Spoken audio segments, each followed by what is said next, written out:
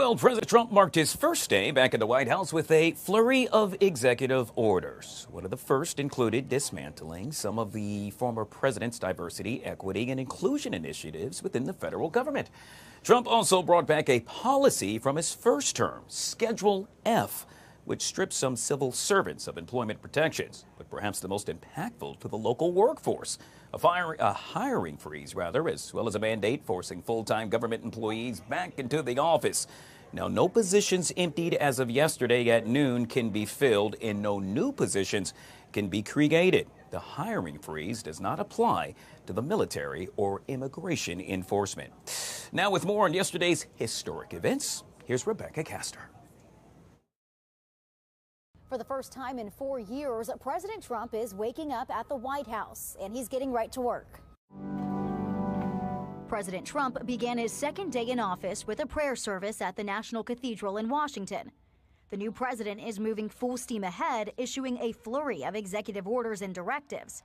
And his agenda is already taking shape as people associated with the January 6th attack start leaving prison after being pardoned. We knew that was coming because he promised it. Promises made, promises kept. But some of Trump's executive orders are already facing legal challenges.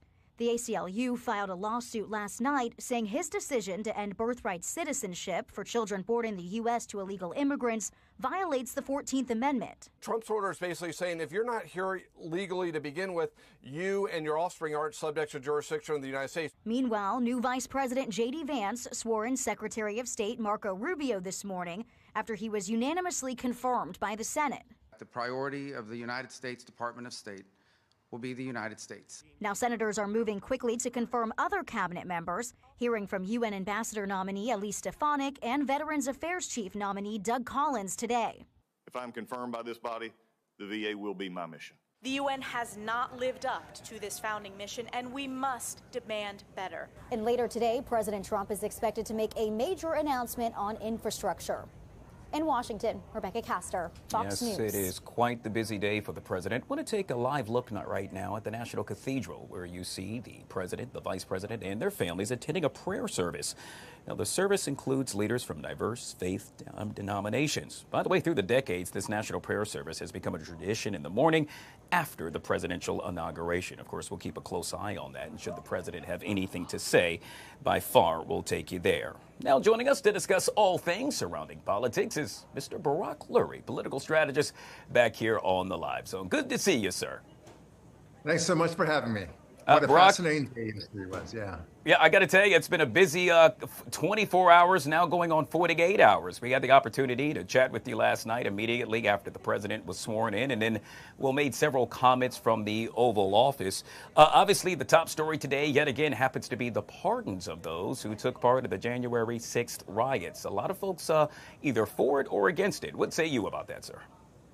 Well, I'm for it. I mean, look, nobody in the January 6th riots killed anybody, maimed anybody. There was not any personal assault that you could say had any lasting damage of any kind, at the very least. There may have been a lot of pushing, a lot of yelling, but I don't think that rises to the level of being able to be in prison for more than 4 years.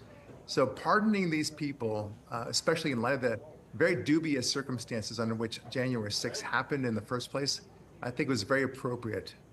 Keep in mind also, by the way, that Trump commuted 14 of the sentences. So without a pardon, he commuted them, I believe, to time served. So if that is the case, I think it's a very healthy way to move forward with the United States business and getting away from all the January 6th madness. It's done. We've completed all that needs to be done. Playing devil's advocate here, Barak, there is a Capitol Police officer who released a statement this afternoon stating that, in essence, he feels as if he has been betrayed by his country because those who attacked him and others have now been pardoned. Well, look, I mean, he may have been attacked, like I said, but it wasn't the extent that the left would like to portray it as. It was more of a very violent trespass at best. There was some damage to property, yes, but it's been 4 years, and I think 4 years is more than enough time for a lot of these people. There are murderers who have gotten off out of prisons for less than 4 years. So if that's the case, then these guys should be able to get out of it too, considering also the fact that a lot of them were in solitary confinement and were treated brutally, and many of them didn't have even a trial while they were awaiting it. So this is a proper turnabout. I think the country needs to heal from this. At the end of the day, there are many questions about what happened on January 6th. We now know from Nancy Pelosi that she failed to provide the police protection. There were a lot of FBI informants there. There may have been some goading of the riots. So when we consider all these things together, I think that the pardons are very appropriate. Let's move on to Mr. Elon Musk, who is creating somewhat of a controversy via social media. It's the awkward gesture that you're taking a look at right here while speaking to a crowd of supporters yesterday. In essence, it appears as if he made a Nazi salute. Now, he has yet to comment on the matter, and curious, what do you think about this? And here it is right there. Well, there's so many different ways to look at these things. I never attribute the most nefarious interpretation of something that could be very innocuous and very innocent. I would think that if you really wanted to make a Nazi salute, he would actually make a Nazi salute, and he knows better than that. So it looks like just from what he's doing right now, he's just kind of shaking out to the future. There's so many different ways to interpret this, so I'm not going to assume that this is an actual Nazi salute. Barak, U.S. cities are now preparing for an immigration crackdown, something that President Trump said he has been waiting to do for quite some time. State and local leaders across the country now bracing for a tidal wave of aggressive immigration policies. What does that look like in your mind? Well, I mean, look, they have to do raids at the end of the day. That's inevitable. They tried to do a raid on the first day in Chicago, but I believe that a lot of people in Chicago were tipped off, and so they were able to guard against that. So that was postponed. But inevitably, there's going to have to be some sort of raids here and there, massive raids for that matter. When you're talking about massive deportations, we're literally talking about millions of people. So there's a lot of work to be done. They are here illegally, and they should know that if they're here illegally, there's a good chance that they'll be deported. So it's not as if Biden has said to them that they will never be deported. The reality is that they're violating the law. So Trump is here to execute on the law and make sure that that's enforced. So it's going to be a little clumsy, no doubt about that. There will be some scenes that will be disturbing. They'll try to video in our iPhone age. They'll try to video a lot of very troublesome yanking of people from their homes and such. I get that. But that doesn't mean that they get to stay here because it looks uncomfortable. We have to do a lot of hard work here, and no thanks to Biden. Millions have been allowed in that should not have been allowed in. Barak, I can tell you, folks right here in the nation's capital are talking about two things. One, the freezing temperatures. It is bone chilling outside right now. The other, well, it happens to affect a lot of federal workers. We now know that the president signed an order to freeze hiring in the federal government and required federal workers to return back to the office from remote work. This affects a lot of folks right here in the nation's capital. Yeah, I think it's very appropriate. I mean, this is what Trump does best. He's very efficient. And look, the fact is that the government does not have a great reputation for efficiency. That's why they're creating the DOJ department altogether. But so many people in the government have been hired and are really doing nothing. And then, of course, being enabled to not even appear in government in their offices and to appear remotely, work remotely, that's only enabled them to do even less work. So it's high time to really roll up sleeves and wonder who's doing what. Is anybody doing anything? Of course, government workers, there are some that are very efficient. They're doing what they need to be done. But at the end of the day, we really need to cut a lot of jobs. This government is way bloated, and this is just a first step in what should be done. Barak, a lot of folks talking about the Panama Canal. Why? Because, well, according to President Trump, it should be returned to the United States, and he would not rule out using military force in order to reclaim it. Is this something that's going to happen sometime in the near future? Well, look, I was a little bit surprised, maybe even pleasantly surprised, to hear him talk about that during his inauguration speech. He didn't talk about Canada becoming a 51st state. He didn't talk about taking over Greenland, but he did talk about Panama and pursuing that. And I think it's a good idea to take over Panama, or at least assume control again. The Panamanians have not really lived up to their end of the bargain by, Carter gave the Panamanians this canal. So in some sort of sovereignty play, I get that. What he did, however, was give it to Panama, who in turn gave it to foreign entities. That's not what we originally gave Panama the Panama Canal for.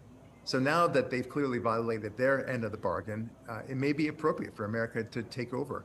It may be that in America's best national interest of security, because right now we have Chinese corporations control of both sides of the Panama Canal. It's very dangerous. Speaking of foreign affairs, in this case, we're going to make reference to the relationship between the current president, of course, Donald Trump, and Russian President Vladimir Putin. Yes, could relations be a lot better? Speculation that may very well happen. What do you see unfolding in the very near future? Look, I mean, there's the old expression, keep your friends close, but your enemies closer. And that is a very wise approach in not just in politics, but in business and even in social settings. It's important to be able to understand who your enemies are and to keep them at bay, but also it's just a wise approach. It's about politics, about diplomacy.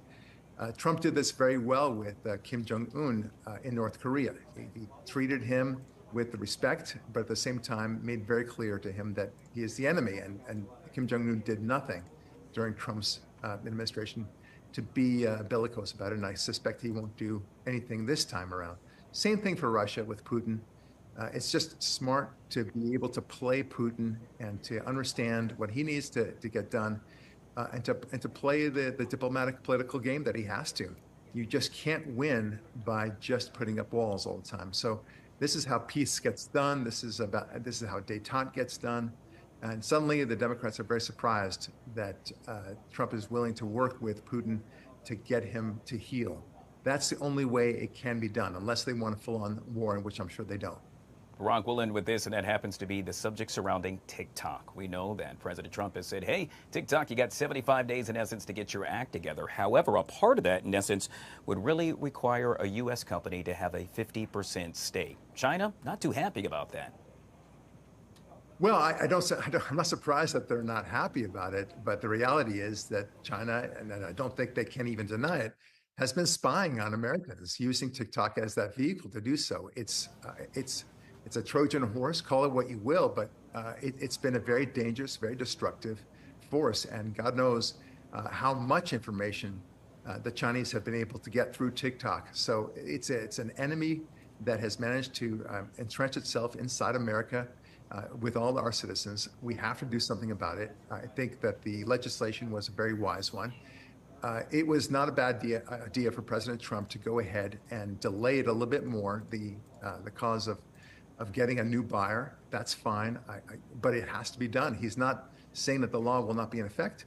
He's just giving them more time to find a buyer, at least 50%, as you said. And that's very healthy. I think it's the right approach. Let's see what happens. Barak Lurie, trial attorney and political strategist, joining us yet again on the Live Zone. Good to see you, sir. Make it a great day. You too. Thanks for having me.